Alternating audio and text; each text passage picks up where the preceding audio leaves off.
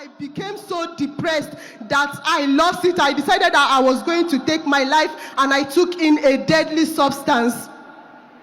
I drank something that was supposed to kill me. They rushed me to the hospital. I began vomiting blood and something that looked like liver. It was very rough, like when you chew liver, that's kind of very rough substance. That was what I was throwing. I was vomiting black stuffs, but I did not die. The fact that Good morning, church. My name is Fortunate Akuchinyere Ephraim. I'm here to testify of what the Lord has done in my life. Few months to my final exams in 2021, I got involved in an accident that kept me bedridden for 5 years plus. I sustained internal head injury. I started having multiple seizures. Sometimes in a day, I would have seizures for like 10 to 15 times. I went for treatment. I went to different hospitals. Hospitals rejected me. From Aba, I went to Owerri and all that. And after a while, I began to get myself. 2 years later, while I was taking my bath in the shower, I fell down in the bathroom and hit my head again.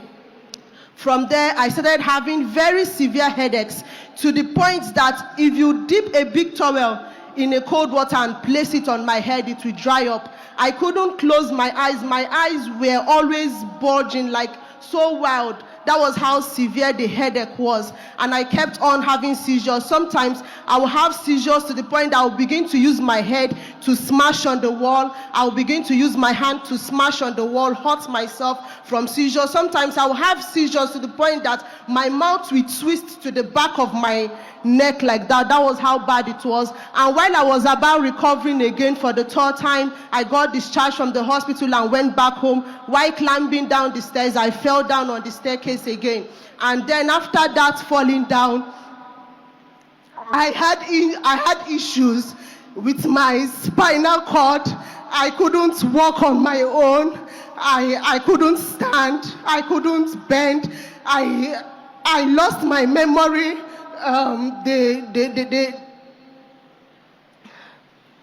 All of this final year accident, bedridden for 5 years. 5 years. They diagnosed me of partial amnesia. They diagnosed me of epilepsy. They said there was a fluid in my head. I had an injury between my skull and my brain, and that blood from the injury had covered a part of my brain, and that I needed to go for a head surgery where they were going to open up my head and bring out my brain. But I refused to go for that surgery because the doctor told me that it's a 50-50 thing, that if I go for the surgery, that it's either I don't survive or I would not just be okay. So I refused to go for that surgery. Up until this year, April, I became depressed because I lost everything I had. I lost my account. I lost everything. My parents, my brothers, everybody who kept on borrowing money. We were in so much debt just to keep me alive and keep me going. So I became so depressed that I lost it. I decided that I was going to take my life, and I took in a deadly substance. I drank something that was supposed to kill me. They rushed me to the hospital. I began vomiting blood and something that looked like liver. It was very rough, like when you chew liver, that's kind of very rough substance. That was what I was throwing. I was vomiting black stuffs, but I did not die. The fact that I did not die became another burden on me, because I was like, what did I do? Death has also forsaken me. I felt like the land of the dead has rejected me. Being alive has rejected me. I felt like I was a burden, until my dad called me on phone while I was in Lagos from Abia State, because I was in Lagos and I was going for medical. I was going to the hospital in Lagos because hospitals in East had rejected me. So they had to move me to a hospital in Lagos where I was taking my treatment. So my dad called me and told me that while he was sleeping, that the angel of God, the Lord, appeared to him and told him to ask me to come to Dunamis. all that ordeal, she was not a member of this commission, didn't know anything about this commission, and didn't want to know anything about church until the dad had an encounter. God, using an angel of the commission in the face of God's servant, Dr. Pastor Paul Enenche, come to Dunamis. Pick it up from there. So I refused to come to church. I told him I was not going anywhere. They begged. They had to do a lot of pleasing and convincing to get me here. I got into Abuja on the 28th of April this year, and on the 29th of April, I came for, that was on a Wednesday, I came for the midweek service. I came into the church premises around past 3 p.m. and I was just walking around the church, very, very confused, asking myself what I'm doing here. I just want to die and rest. So I just managed to stay with my younger sister that was with me. So while the service was going on, I was sitting somewhere at the back and I was just crying. I cried from the beginning of the service till the end of the service. I couldn't pray, I couldn't sing, I couldn't even listen to what the pastor was saying. My heart was so full, I just kept on crying. But by the time I got home, the first testimony was that I felt like a burden went out of me.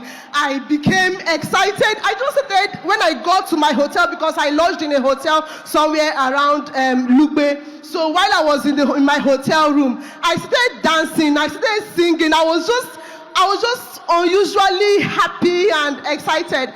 So I called my parents, I told them that I'm very happy. I don't know what's going on, but I'm super excited. Even though I was having severe headaches, I was in pain, but I was just happy. For somebody that has been depressed for a very long time, even to the point of taking a deadly substance, I was just too excited. So the next day, on Thursday, I came into the premises. I wanted to come in here, but they said I can't come in. So fast forward to the healing and deliverance service. So I had to go to the prayer garden. I sat down at the prayer garden and I was just there. All of these things, I would just go there. I just went there and sat down. I was not praying. I just stayed there and I was crying. Then the next week, Tuesday, healing and deliverance service, I was sitting down somewhere there where other sick people were. I just sat down there. When the senior pastor asked us to come out, those that are sick and all that, I refused to come out. I just sat down there. I was looking all confused.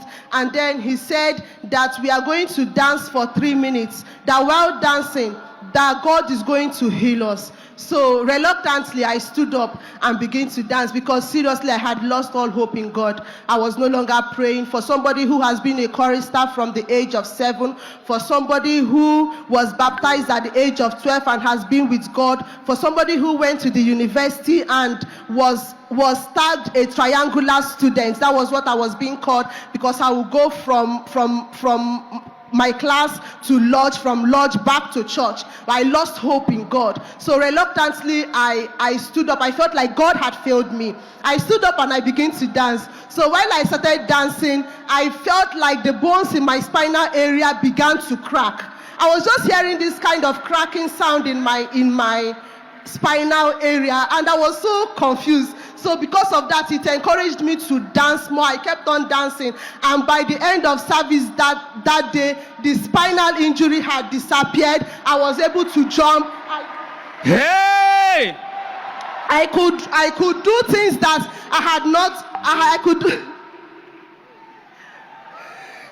I could do things that I had not done for like 2 years and above. So from that moment henceforth, I began to take the things of God seriously, gradually. So I joined the Commanding the Day prayer. I kept on praying. And since that day up till now, no headaches, no fever, no seizure.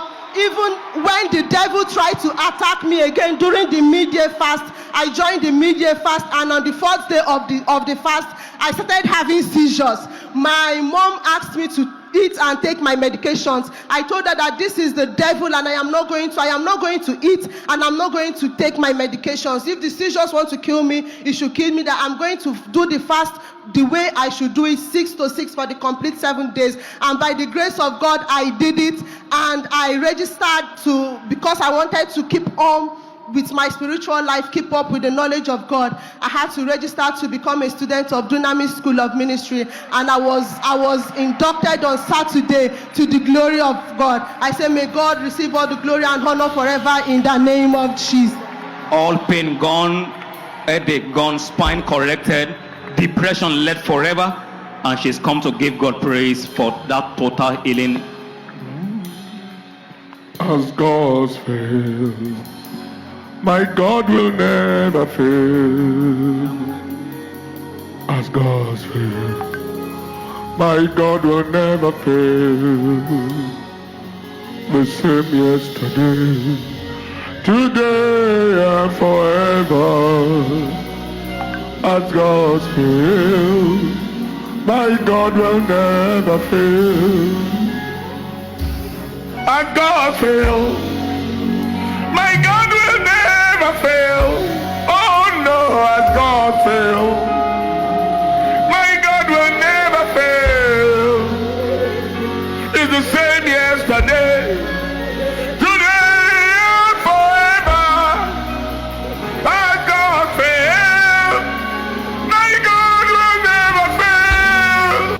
The story of this lady is a perfect example of the wickedness of the devil contrasted with the goodness of God, the faithfulness of God. Have you finished the school? No, it's not too soon. I'm talking about she was in 5th year. I was in my final year. I've not been able to clear, but I will start my clearance. I did my final year project and everything. Excellent. Final year project was done, all of that, and then went into an accident. The accident did not take her life, but did not make her live. Do you understand? You know, there is a life at times where some people prefer death. That was her situation. Why am I living? Misery. If you know the definition, convulsion until you are hitting your head on the wall as if you are doing it voluntarily. But we serve a faithful God. Please, whatever happens, I'm talking to someone here. Don't give up on God.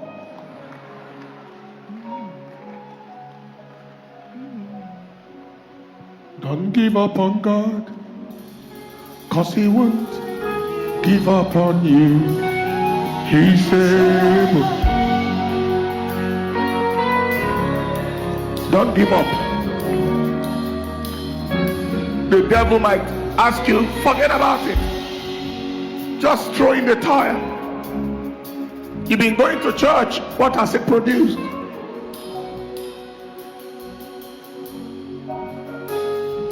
Someone said the devil lied to her to say, if commanding the day is 1,000 days, it means you wasted 1,000 days of praying every night and you saw no result.